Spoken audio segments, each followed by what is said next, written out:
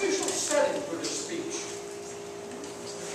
He is delivering the keynote address to a technical group of 300 database professionals. He's doing this at 8:30 a.m., the opening for a day of technical presentations.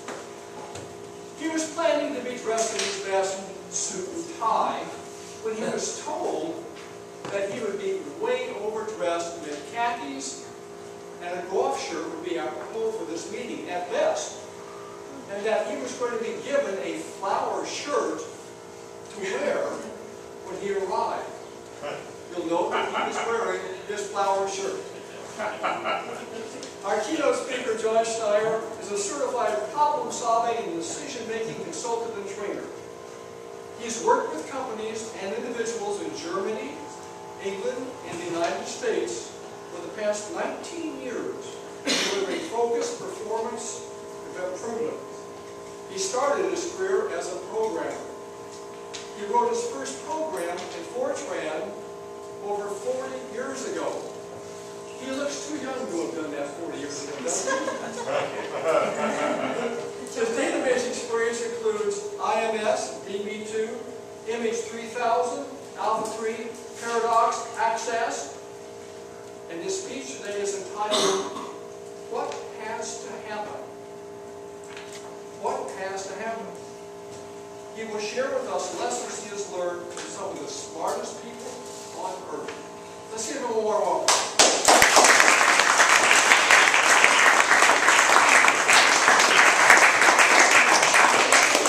Thank you, Gary. Good morning, SQL Server experts. Good morning. Thank you for having me to SQL Server Saturday. And thank you for this shirt. Gave me a good reason to dress down a little bit. I do appreciate it. I was trying to decide, what am I going to tell a group of such intelligent, technical people at 8:30 on a Saturday morning? I'm impressed so many of you were here. Because my experience is people who do what database geeks do it at night, late at night. Everyone else who needs that system is asleep. So to see so many of you here at 8:30 on a Saturday impresses me. I find it a challenge, and I'd like to relate a challenge to you that was thrown to the American people over 50 years ago. President John Kennedy, addressing Congress, said, I believe this nation should commit itself before the decade is out to landing a man safely on the moon and returning him safely to the earth. That's some pretty big challenge, don't you think? Yes. As a little kid, I heard that speech. Yeah, I was alive then.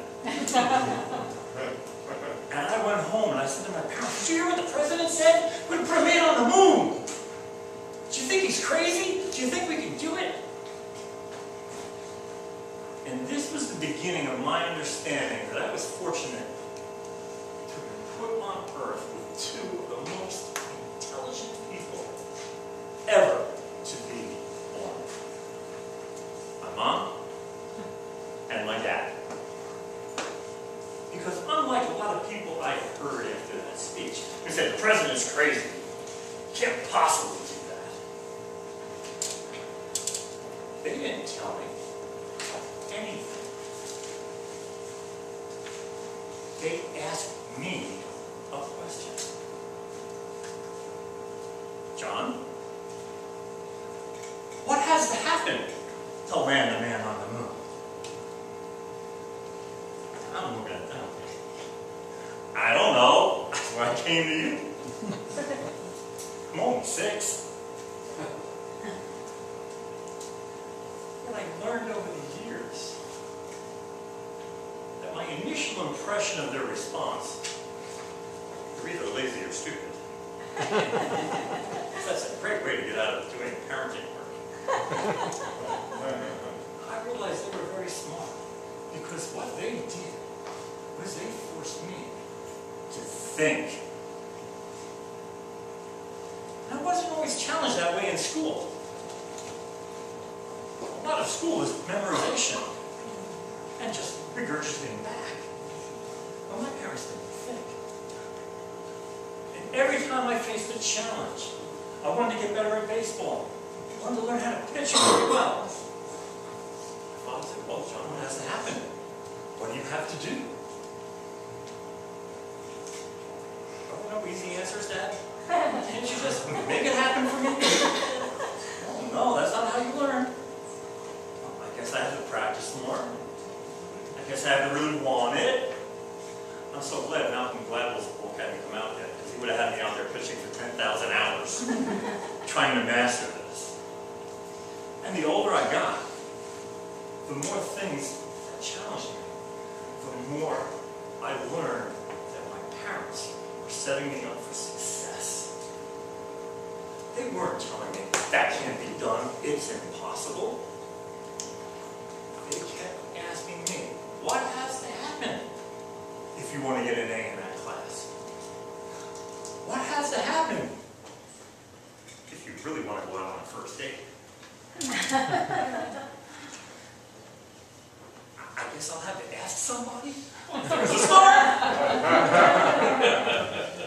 Okay, I can do that. But as my challenges got bigger, trying to handle them all. It was hard. And I asked my father, what can you tell me? And of course, he didn't tell me anything. He asked me another question. And I'll ask you the question he asked me. How do you eat an elephant? Does anyone know? One bite at a time. That's what my father told me. I was like, well, Dad, we're on Long Island. I don't see that many elephants. Well, if you think of the challenges you have, the projects, the classes, as elephants, chop them up into bite-sized pieces. One bite at a time. One bite at a time. Okay, this served me well. Again, they're being smarter, they're being lazy. They weren't giving me answers, they're just feeding me questions. Yeah. Then when I got out into the real world, your world, and the projects got even bigger and more challenging, and there were customers, I'd go back to my father and say, this is really rough, man. These elephants are pretty big. He says, oh. Well, how do you eat an elephant? I said, well, you told me, one bite at a time, right? Ah, there's another aspect to that. I said, well, great, what is it? He says, invite a lot of friends to the barbecue. Barbecue? John, it's an analogy. I thought it was an elephant. Get help. None of us does it alone. None of us is successful by ourselves. We didn't land man on the moon just by telling Neil Armstrong, have a nice trip. A lot of people, really smart people, got together. So if you use the barbecue analogy, well, I'm going to invite Jim Jones over because I know he likes elephant ears. And he's really good at those. And Tiana's coming over because I know she likes those drumsticks. Boy, those are big drumsticks. Yeah, and you're going to need to break that into bite-sized pieces. I said, this is serving me well. Now, how would it serve you well? I know that database is the most important part of your elephant. I know that. The rest of the world doesn't know it. And quite frankly, the rest of the world doesn't really care either. I know that's a hard thing to swallow on 8:30 in the morning. An elephant might be easier, but they don't care. They want the whole elephant, not just the heart, not just the database. So what has to happen is for you to recognize the impact the heart of the elephant has on the entire beast. What your customers care about. My challenge to you today, when you go through these sessions, ask yourself, what has to happen for me to get better? What has to happen for me to bring more value to my customer? What has to happen to me to find out who my customers really are? As John Kennedy also said, ask not what your country can do for you, but what you can do for your country.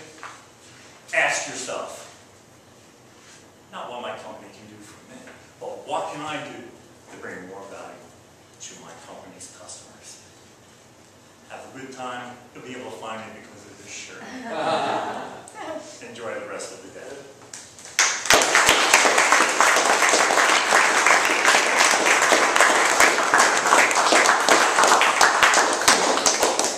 I believe everyone has received at least one copy. Everyone have 2 copies of this evaluation form.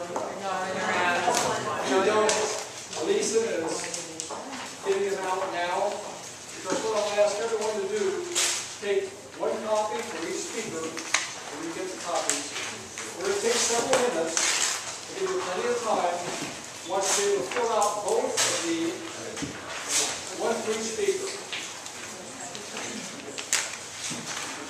And we will have some moments of silence while everyone does that. Please.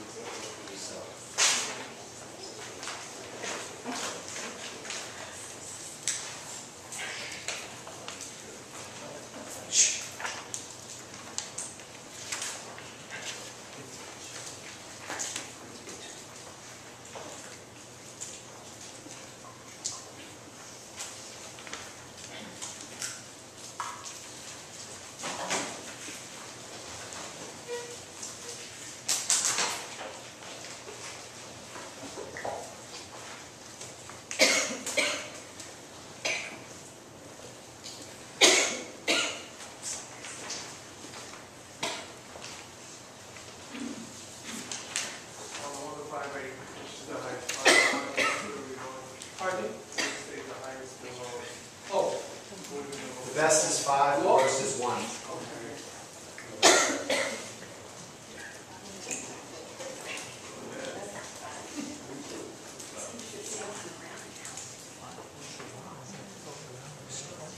No.